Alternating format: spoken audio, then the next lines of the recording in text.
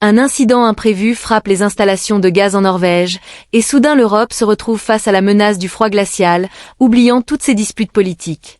Dans ce moment critique, un seul nom émerge pour sauver la situation, l'Algérie. Dans ce rapport rapide sur le marché cette semaine, les données économiques montrent une hausse claire des flux de gaz algérien vers l'Italie via le point de Mazara, atteignant presque 58 millions de mètres cubes par jour. Ce chiffre n'est pas qu'une simple statistique, c'est une bouée de sauvetage au moment où les bulletins annoncent une crise silencieuse au nord, des réductions forcées dans les sites gaziers norvégiens à cause d'une panne surprise dans un compresseur du champ Ormen-Lange, qui durera jusqu'à la fin de février. C'est là que commence la vraie histoire que les médias traditionnels ne racontent pas. Aujourd'hui, l'Europe ne cherche pas seulement un fournisseur supplémentaire de gaz sur la carte, elle cherche désespérément un filet de sécurité pour assurer la chaleur quand la technologie déraille et que les relations se refroidissent. La question qui secoue les capitales décisionnelles est simple. Qui tient la clé de ce filet? Arrêtons-nous un instant, ce n'est pas une leçon technique ennuyeuse sur les compresseurs, les pipelines ou les calories. Nous sommes face à un jeu de pouvoir géopolitique de haut niveau. Le continent européen vit des années de chaos depuis les répercussions de la guerre en Ukraine, avec des chaînes d'approvisionnement en désordre et des prix qui fluctuent follement. À chaque panne technique surprise au nord ou tension politique à l'est, Bruxelles se rappelle une vérité basique et effrayante. Un manque d'énergie peut briser le moral avant de briser le système. La peur du froid est pire que le froid lui-même. C'est pourquoi, quand les flux se resserrent et que les livraisons diminuent, la Commission européenne ne se contente pas de dire « nous avons besoin de gaz ». Elle doit affronter la question plus dure. Qui a la marge de décision souveraine dans ce moment critique pour sauver la mise? Et c'est précisément pour cela que la rencontre du 2 février dernier entre la délégation de l'Union européenne et les responsables algériens sur l'énergie n'était pas un simple rendez-vous protocolaire pour boire du café et prendre des photos. En langage des analystes stratégiques, c'était une confirmation d'une réalité établie. L'Algérie n'est pas juste un vendeur, mais un partenaire stratégique qu'on ne peut ignorer dans les moments d'incertitude. Même dans ces déclarations européennes prudentes récentes, on voit un intérêt clair et inédit non seulement pour le gaz naturel, mais aussi pour l'hydrogène vert venant du Sud. Le terme partenaire fiable dans le vocabulaire diplomatique européen n'est pas dit à la légère.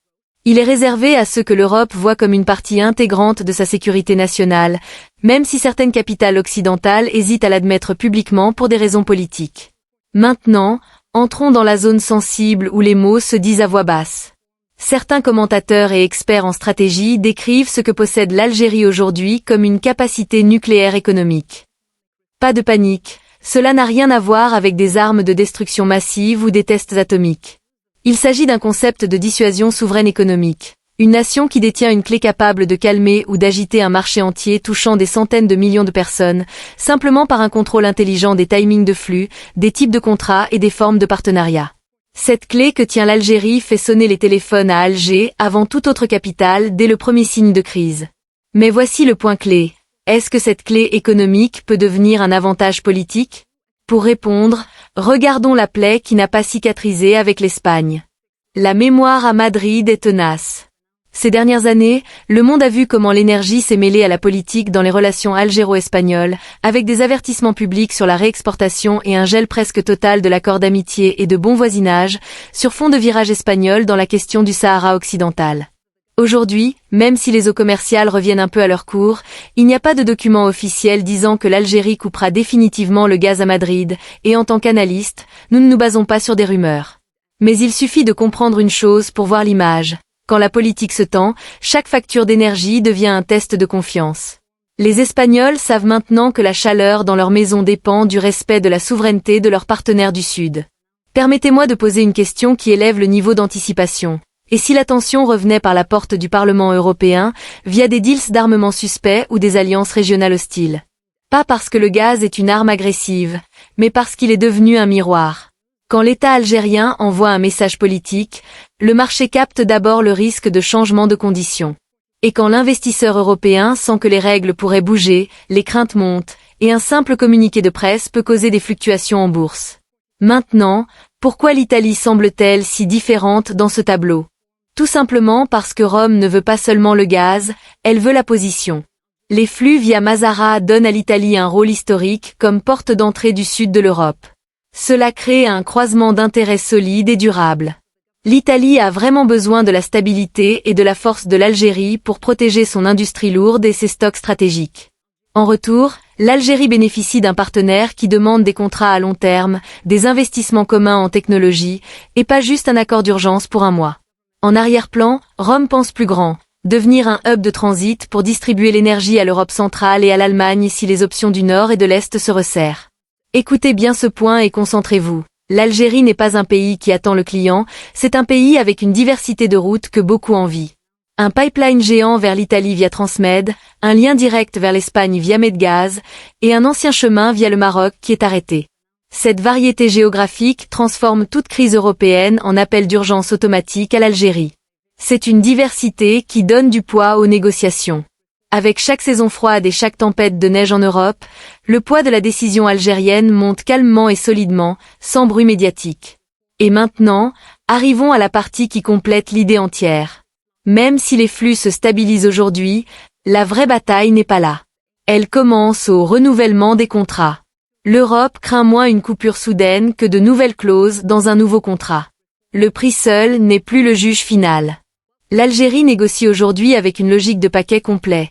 Elle veut des investissements massifs, un transfert de savoir-faire technologique, des partenariats dans les projets d'hydrogène futurs, de la flexibilité dans les délais, et surtout un respect politique mutuel dans les affaires de la Méditerranée et du Sahel. C'est là qu'il faut ouvrir le dossier qui change les règles du jeu géopolitique en Afrique, le pipeline transsaharien. Cette semaine, ces détails reviennent en force après la visite du président du Niger en Algérie les 15 et 16 février, avec l'annonce du lancement des opérations pratiques sur le terrain après le mois de Ramadan, sous la direction du géant énergétique Sonatrach. Les chiffres sont impressionnants, pas juste pour décorer. Une longueur d'environ 4128 km, une capacité de transport entre 30 et 32 milliards de mètres cubes par an, et un coût d'investissement estimé entre 14 et 20 milliards de dollars. Un point de rassemblement stratégique à Assi-Hermel, avec un lien possible aux lignes d'export vers l'Europe. Concentrez-vous, car c'est le point politique le plus risqué. Ce pipeline n'est pas un projet d'ingénierie civile, mais un alignement international. Le Nigeria veut un accès à l'Europe, le Niger avec sa nouvelle direction veut un passage, du développement et une protection du trajet loin de l'influence française, et l'Algérie veut consolider sa position comme unique porte fiable d'Afrique vers l'Europe. En face, il y a un itinéraire concurrent atlantique poussé par Rabat, mais la réalité géographique est prête-penche pour l'Algérie, avec des pipelines existants déjà sur son sol qui font pencher la balance vers son désert. C'est une compétition pour redessiner la carte pour les décennies à venir. N'oubliez pas un facteur souvent laissé hors champ, la sécurité. Le pipeline traverse une zone sahélienne instable, ce qui rend la politique partie de l'ingénierie.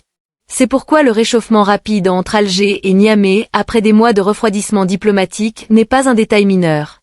C'est un signal intelligent que l'Algérie lie l'énergie à la stabilité régionale. Celui qui garantit la route garantit la signature du contrat, et l'Algérie avec son armée et son expérience est la seule capable de sécuriser l'arrière de ce projet géant. Si vous pensez que l'énergie deviendra la nouvelle langue politique qui régit le monde, mettez un like sur cette vidéo et écrivez Valve dans les commentaires pour qu'on sache que vous êtes arrivé jusqu'ici. N'oubliez pas de vous abonner et d'activer la cloche, car ce qui arrive est encore plus grand. À la fin de cette analyse, un élément caché émerge. Quand des projets de cette échelle astronomique bougent, les salles de négociation à Bruxelles, Rome, Madrid et Alger travaillent sur 3 niveaux parallèles. Un niveau public avec des déclarations sur la diversification et la coopération verte. Un niveau semi-public avec des discussions dures sur le financement et les garanties de sécurité. Et un 3e niveau silencieux et mystérieux. Que veut l'Algérie politiquement en échange d'être le valve de l'hiver? C'est là qu'entre la diplomatie énergétique discrète. L'Algérie peut dire haut et fort maintenant, oui, nous sommes un partenaire fiable, mais le partenariat n'est pas à sens unique. Ce que demande l'Algérie n'est pas un clash ni un chantage, mais un équilibre. Elle veut ne pas être traitée comme un réservoir d'urgence sans poids politique, surtout dans les dossiers régionaux sensibles comme la cause palestinienne et la fin du colonialisme. L'Algérie peut pousser vers des positions européennes moins doubles via des outils d'intérêt commun, pas par des menaces vides.